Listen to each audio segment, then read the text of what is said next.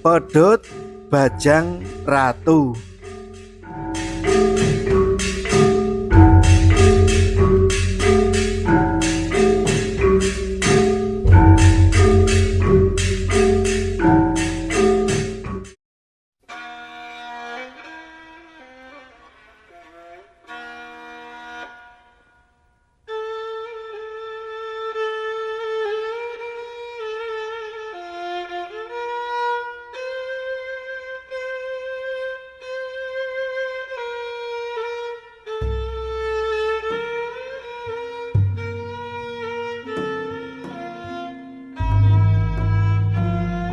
Mancal alon-alon sepeda dinese.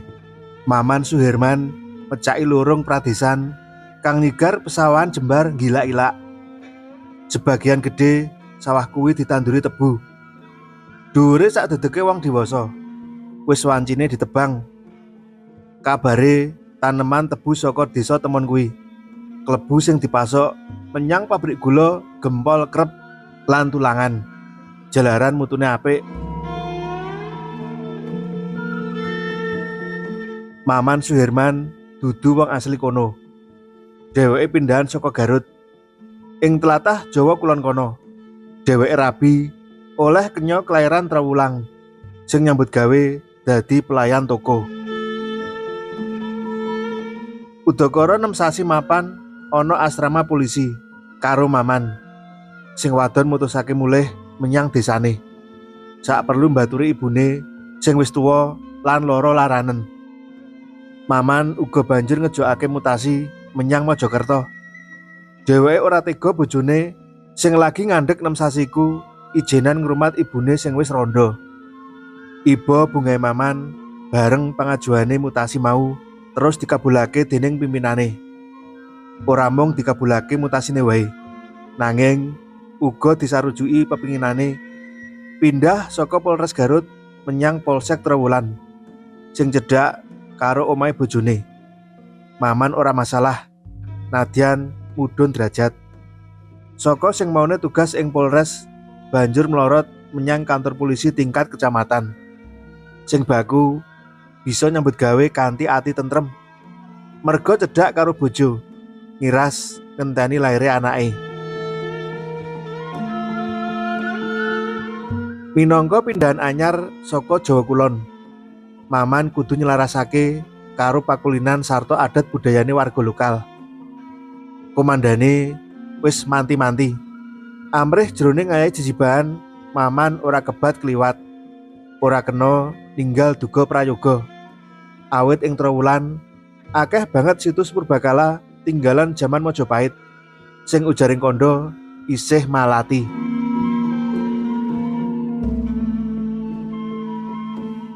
Dina sepisanan dinas ana Polsek Trowulan.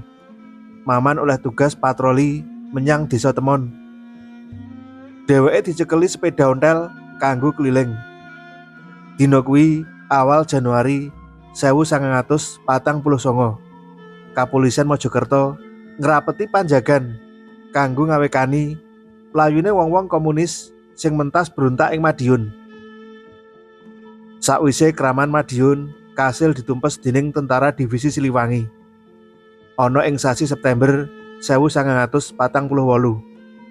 Ana kabar menawa sisa-sisane pentolan Laskar Kiwa sing durung kasil dipikut iku padha mlayu ngalor ngetan parane. Mojokerto klebu sing diawat-awati aparat. Awit sebagian pimpinane Laskar Komunis mau dek taun 1945 mapan ana Surabaya lan sak kiwa tengene. Diiringi angin sore sing silir-silir, Maman Suherman genjot pedal sepeda sak titahe, mecaki lurung makadaman sing sepi. Sumilire angin ngobahake godhong-godhong tebu, nyiptakake larasing wirama. Mungkur ngliwati lahan tebu, Maman dipapak pedhot tipis nyelimuti dalan. Dheweke gumun. Ing atase wanci sore tur langite biru resik. Teka ana pedhot temurun. Gak pedhot saka ngendi iki? Batine. Maman saya gumun bareng ngerti menawa pedhot iku jebul asale saka candhi sak pinggiran dalan. Sinurung rasa penasaran, Maman banjur ngenggokake sepedane nyedhaki candhi awangun gapura kuwi. Sepeda dijagang, raine ndangak. Dheweke weruh pedhot kandel ngemuli pucuk candhi. Angin sing maune silir-silir suwe-suwe saya banter.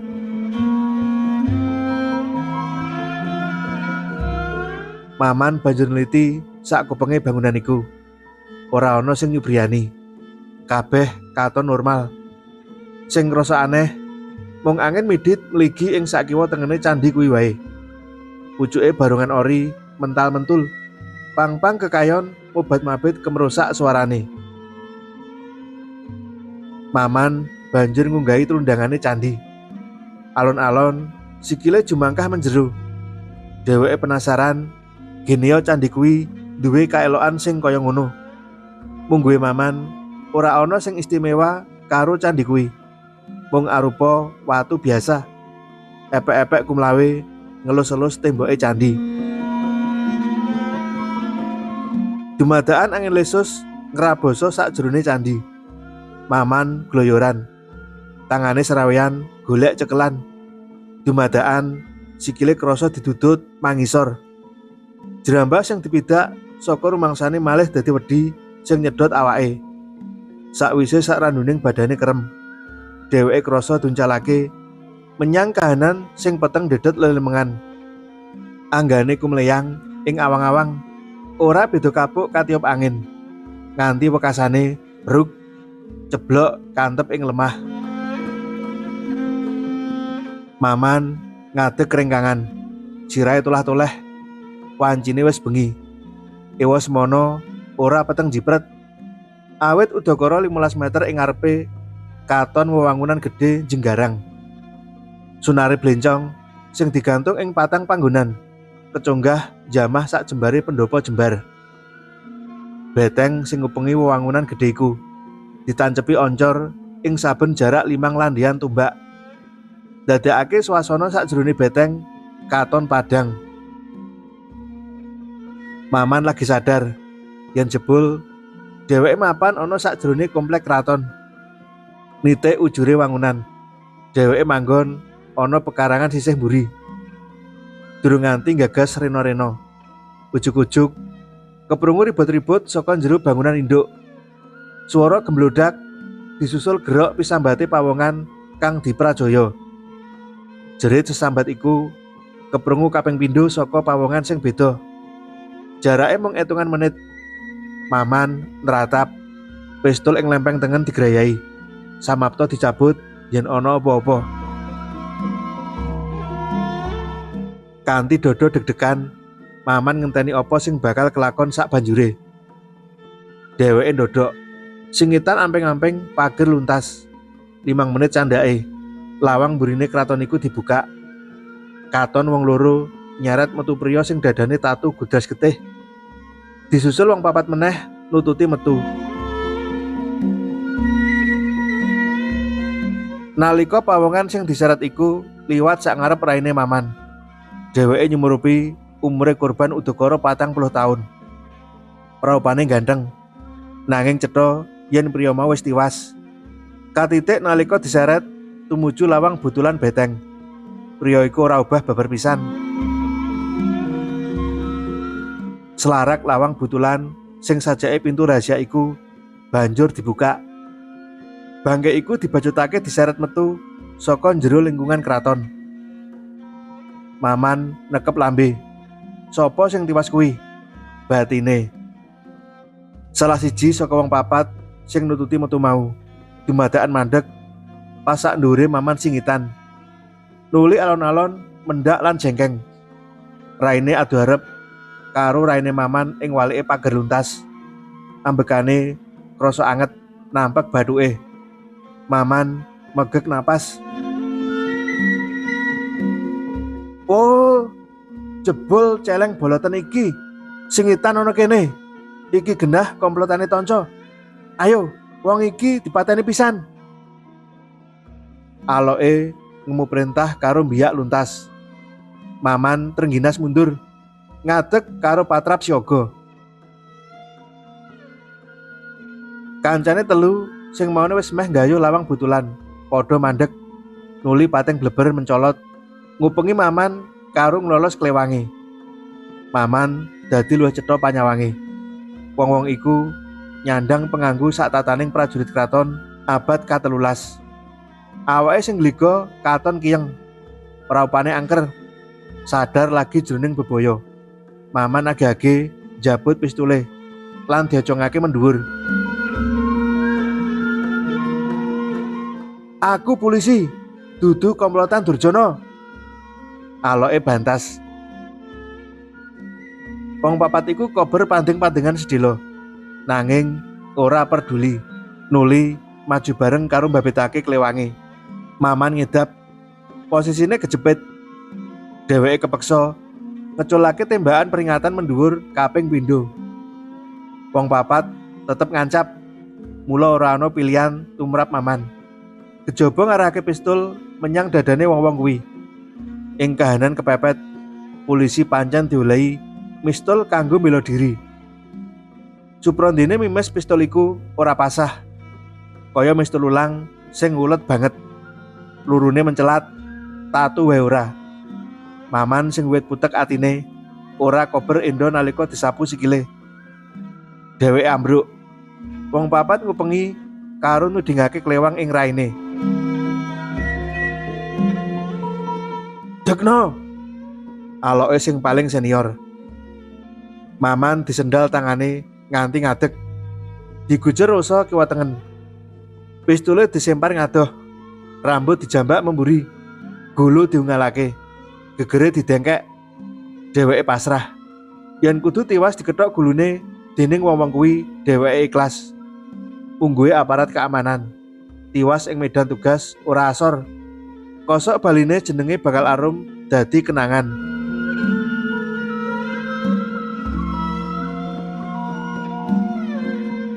"Sambato Bapak Akoso lan Ibu Pertiwi. Yo dina iki tekane janjimu," ujare pinituane wong papat iku sereng. Karo samapta mbabetake klewange ngarah gulu. Dumadakan Maman krasa kerah klambine perangan cengel ditarik. Banjur duncalake menyang swasana peteng lelimengan. Anggane kumleyang tanpa bobot. Banjur tiba kebanting. Maman pungun-pungun kaya mentas nglilir saka turu kepati. Ing jero candhi sing ciut iku, jebul wis ana Kapten Kuncarsana lan priya sepuh nganggo busana kejawen.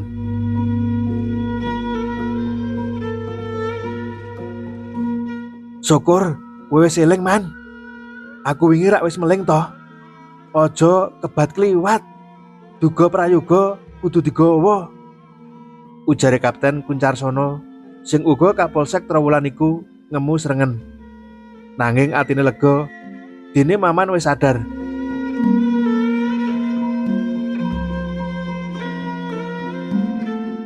"Kados pundi kawontenanipun Maman, Bapa Lebda Jiwa?" takone Kuncarsana katujokake paraga sepuh.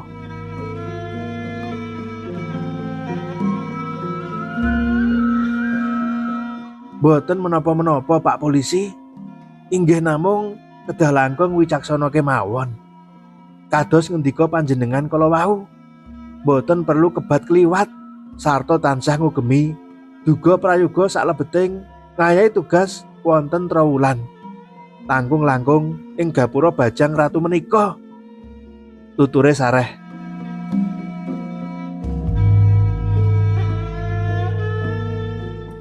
Wancine wis meh subuh. Nalika Maman ditumpakake jipe Kapolsek digawa bali menyang markas. Tujune Kapten Kuncarsana tanggap nyumurupi anggota anyar iku durung bali menyang kantor nganti jam 11 bengi. Dheweke enggal sowan Ki Lebda Jiwa, sesepuh Trowulan, banjur diajak nglacak dununge Maman.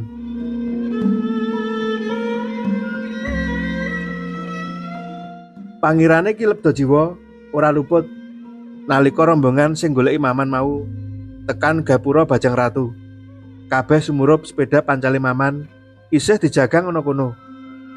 Bareng Ki Lebda Jiwa ngunggahi gapura, katon Maman nglumpruk semaput. Ki Lebda Jiwa enggal nggugah Maman. Awit miturut netra batine, Maman sing geblaso ing mangsa kawuri kuwi lagi jroning bebaya, rahayune durung kasep.